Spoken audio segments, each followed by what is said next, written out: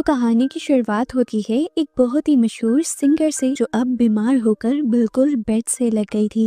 उसके बच्चे भी साथ थे और सबसे बड़ी बेटी का नाम रीमी था। ये लोग अपनी पूरी जमा पूंजी अपनी मॉम पर लगा चुके थे, पर पिछले एक साल से उनकी हालत में कोई सुधार नहीं आया था।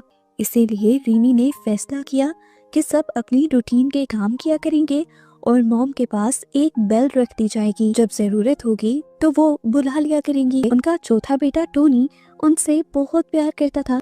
रोज घर आकर वो मॉम के बाल बनाता था, पर आज बाल बनाते हुए कुछ अजीब हुआ। उसके सारे बाल कंघी के साथ उतर कर आने लगे। अचानक ही जोर से हवा चली और खिड़की खुल गई। बिना डरे उसने जब खिड़की बंद की तो देखा कि मॉम बहुत डरते हुए खिड़की को देख रही थी, जैसे वहाँ पर उन्होंने कोई भूत देख लिया हो। वो भी डर कर फिर चला जाता है। अगले दिन दोपहर में भी ऐसा ही सीन होता है। रिमी जब मॉम को खाना देने के लिए आती है तो देखती है कि मॉम की आंखें छत के कोने को घूर रही थी और डर भी रही थी। रिमी जब जाने लगी तो मॉम ने उसे रोकने के लिए सारे बर्तन गिरा दिए, पर रिमी को लगा कि मॉम की हालत ज्यादा खराब है, इस वजह से वो पैनिक कर रही है। इसीलिए वो दोबारा मॉम को मेडिसिन देकर सुला देती है। खाने के टेबल पर बात करते हुए टोनी ने भी रिमी को बताया कि कल मॉम बहुत ज्यादा डर रही थी खिड़की को देखकर। रिमी ने तो आज खुद भी नोट किया था, इसीलिए वो जाकर अपने डैड से कहती है कि हमें ये घर छोड़ देना चाहिए, पर डैड ऐसा करने से मना कर देते हैं। आधी रात में रीनी देखती है कि डैड उसकी मॉम के साथ कुछ सीक्रेट बातें कर रहे थे और उसके जाते ही चुप हो गए।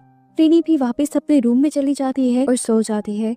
आधी रात में उसकी आंख खुलती है मॉम की बेल से। जब वो अपनी मॉम को चेक करने के लिए उनके रूम में गई तो देखा कि मॉम खिड़की के पास खड़ी थी। वो हैरान भी हुई और खुश भी। उसे लगा कि मॉम ठीक हो गई हैं और चलने फिरने के काबिल भी हो गई हैं। लेकिन जैसे ही उसने मॉम के कंधे पर हाथ लगाया तो दोबारा बेल जोर जोर से बजने लगी। उसने देखा कि मॉम इस टाइम बेड पर थी और ये देखकर वो बहुत ज्यादा डर गई। जो औरत पहले खिड़की के पास खड़ी थी वो भी यहाँ नहीं थी। ये देखते ही डर कर उसकी आंख खुल जाती है और पता चलता है कि बस ये उसका एक डरावना ख्वाब था। आंख खुलते ही उसे मॉम के कमरे से सच में घंटे की आवाज आती है। वो मॉम के कमरे में गई तो सब कुछ बिल्कुल उसके ख्वाब जैसा था। मॉम खुद उठकर खिड़की के सामने खड़ी हुई थी। वो सच में उसकी मॉम नहीं थी। वो जाकर जैसे ही अपनी मॉम को टच करती है